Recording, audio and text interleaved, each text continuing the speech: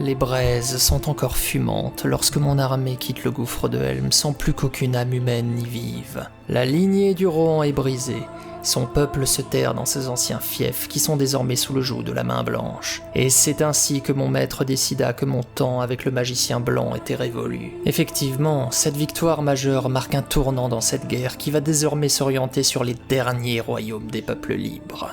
L'œil de Sauron se tourne désormais sur mon ancien foyer qu'est le Gondor. Je vois ça comme un gage de loyauté pour acquérir un pouvoir ultime, car c'est bien moi qui l'a choisi pour être l'architecte de sa ruine.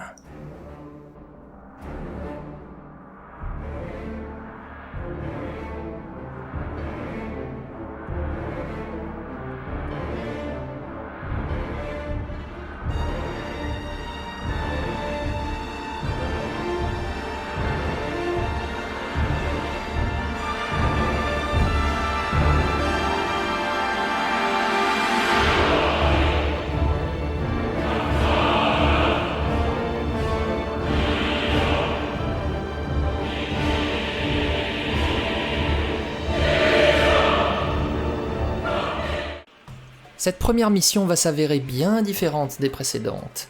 Déjà, adieu les grands et majestueux Uruk-hai et bonjour les orques. Pour ceux qui n'en ont jamais vu auparavant, eh bien disons que c'est moins fort, moins grand, plus dissipé et surtout plus bené. L'avantage par contre c'est qu'il me coûte 2 fois moins cher à produire que les Uruk-hai. Le deuxième gros changement est lié à la région à conquérir. En effet, le Proche Arad est une région chaude, sablonneuse et sec, avec un vent aussi torride qu'on se croirait à côté d'un Balrog. Qu'est-ce qu'on ferait pas pour servir son seigneur, hein ? Sauron cherche à refaire alliance avec les hommes du Sud. Les enclaves d'Aradrim de Rune doivent être achetées par des tribus ou soumis à notre volonté par la force. Le prix d'un tribut est de 10 000 ressources. Combien ? Vous savez, j'ai jamais été un très fin négociateur.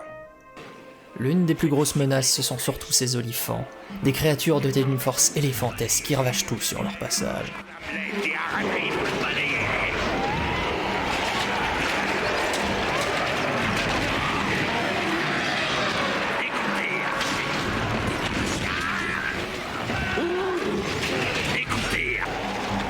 Bon, je crois finalement que je vais opter pour la stratégie de l'économie.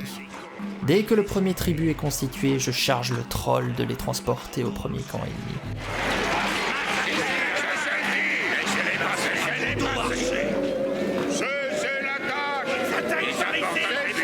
Et ça a l'air de fonctionner. Il cesse le combat dès qu'il le voit arriver. D'abandonner votre roi et de servir Sauron. Oui, nous jurons de servir Sauron. Notre proto-archer. Sauron sera arrêté à combat. Parfait.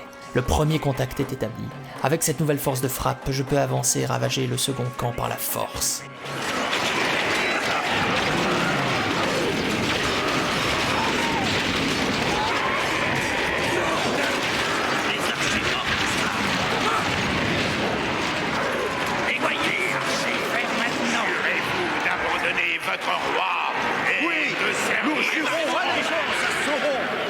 Dans le même temps, je crée un camp au nord pour produire plus de ressources et envoyer un tribut au troisième camp pour gagner du temps.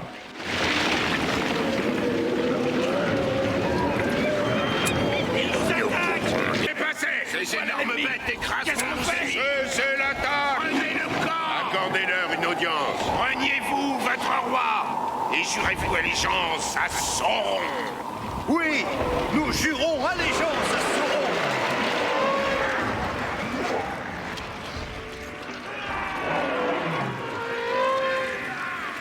Il n'y aura pas d'aube pour les hommes.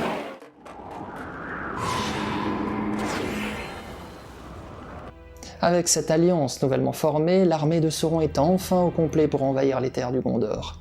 Mais avant tout, il faut sécuriser la route du sud pour permettre à nos nouveaux alliés de nous rejoindre. Et c'est les collines verdoyantes du sud de l'Utilien qu'il faut prendre. Ils marquent la frontière entre le Gondor et le royaume des Haradrim. La principale difficulté sont les rangers qui, cachés dans les arbres, tirent des flèches sans que nous les repérions.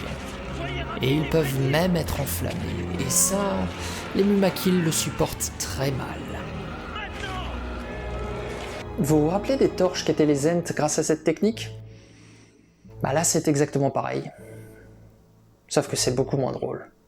D'après nos informations, il faut détruire un repère de rangers qu'ils nomment le lac interdit.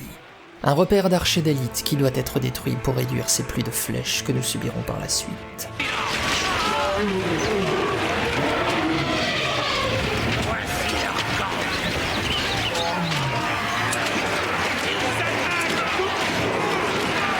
En plus d'un manque flagrant d'obéissance à mes ordres, je viens de me rendre compte qu'hormis l'étendard, mes guerriers orques ne pouvaient ni porter l'armure lourde, ni avoir d'épée acérée, tout juste des flèches enflammées. Je sens que les Uruk-hai vont terriblement me manquer. Malgré tout, avec le nombre, je parviens à raser le camp pour en établir un pour l'œil. Juste le temps de reproduire des troupes pour avancer tout droit en direction du fameux lac. Il est défendu par le capitaine de la garde, Faramir, que je ne connais que trop bien. Pour faire simple, cette personne est le frère de Boromir et le fils de l'intendant du Gondor, Denethor. En plus d'être un très mauvais père, cette personne est surtout un très grand amateur de tomates. Bref, revenons-en à la destruction de cet endroit qui ne tarda pas à s'écrouler comme un château de cartes dont le capitaine ne se relèvera jamais. Pour continuer dans ma lancée, je décide de progresser au nord en envoyant les Uruk-hai de Saruman au gué de Lizen et ceux de l'Urtz en West-Henmet. La stratégie est qu'en conquérant ces deux sites, j'obtiens des points de commandement et des ressources de base. Malgré la tête coupée de leur roi, les habitants ont encore énormément de ressources et de combativité en eux. Ils sont nombreux à nous accueillir et plutôt bien équipés. C'est étrange. Conquérir ces contrées avec des hordes d'hommes qui résistent alors que tout espoir est perdu et que leur peuple se fait massacrer. Ils peuvent finir par m'attirer du respect finalement. Chacune de ces régions possède un fort principal et des petites bases disséminées dans les contrées. Il me suffit juste d'un atelier de siège et le tour est joué. Je perds si peu de guerriers que je n'ai même plus besoin d'en produire. Je prends simplement les bases ennemies sans rien construire pour éviter que l'ennemi me reprenne le camp. Cela s'avère plus long, mais la détermination légendaire des Uruk-hai finissent rapidement par prendre le dessus.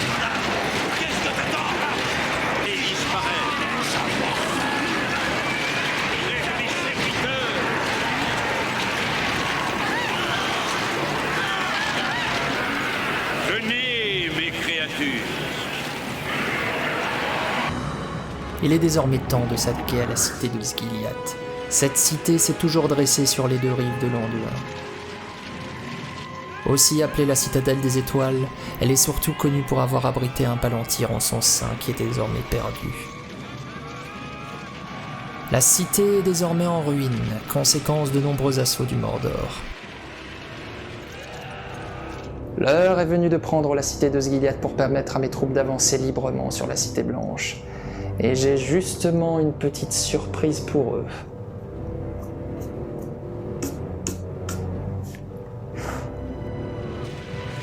Les récentes campagnes victorieuses ont permis d'alimenter les catapultes en tête coupée de cadavres encore chauds.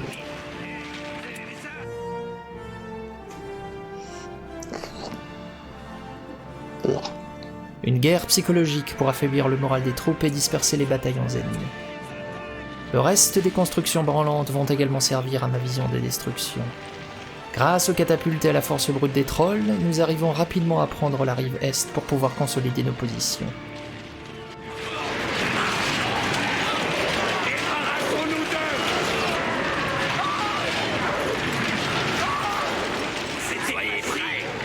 Je choisis d'acquérir le pouvoir de l'œil de Sauron. Une vision plus étroite que le palantir, mais mobile, qui me permet d'augmenter l'agressivité de mes troupes vues par leur maître. 3 ponts sont défendus pour passer de l'autre côté de la rive ouest et prendre la cité. Et comme si cela ne suffisait pas, la cavalerie ennemie de la tour blanche vient en renfort de la cité. C'est surtout les trébuchets qui posent le plus gros problème. Si seulement nous avions une force de frappe aérienne.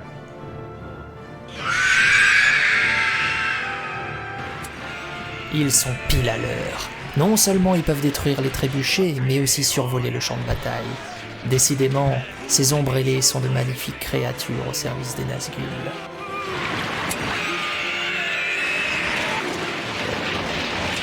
Le camp au nord est rapidement envahi, ce qui permet de prendre complètement le contrôle de ce flanc.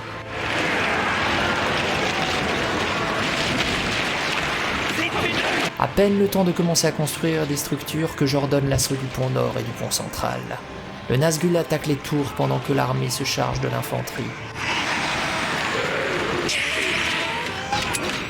Rapidement submergés, les Gondoriens finissent par se recroqueviller sur le dernier camp qu'il leur reste. Autant dire qu'aucun survivant ne sera laissé sur place. Et c'est sous le regard de mon maître que la victoire m'est acquise.